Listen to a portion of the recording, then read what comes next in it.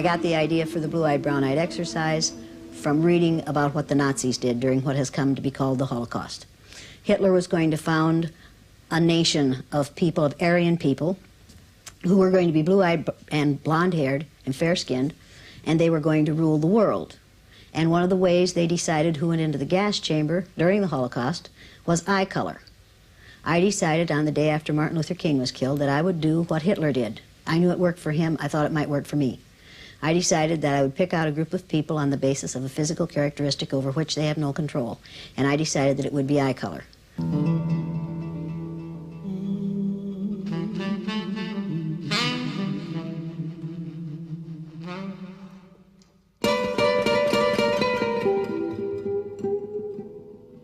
Just act white. You white people know how to act white. You've been doing it all your lives. You people of color know how to act white. The way to get ahead in this society, if you're a person of color, is to act as white as you possibly can. Now, am I exaggerating here? Is that the message that this society sends? Assimilate. Assimilate really means act white. Assimilate means be as similar to the power group as you possibly can be, which means act white. And you can turn intelligent, bright, committed, conscientious, ambitious people into people who act lazy and slovenly and stupid and slow and unmotivated. And you can do it in 15 to 20 minutes, and that's what you're going to do this morning.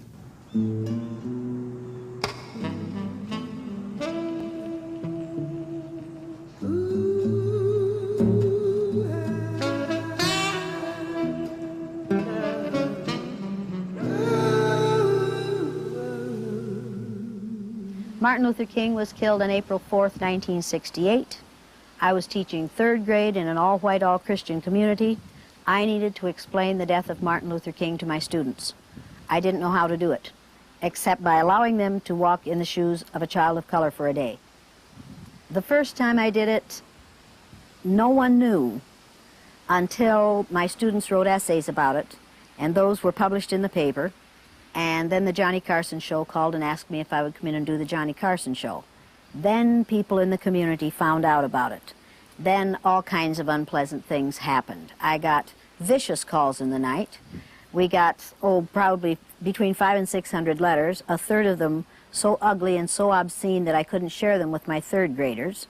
That fall, when people came to register their children for school, their offspring for school, 20% of those who had children coming into third grade said to the principal, "Don't put my kid in Elliot's classroom."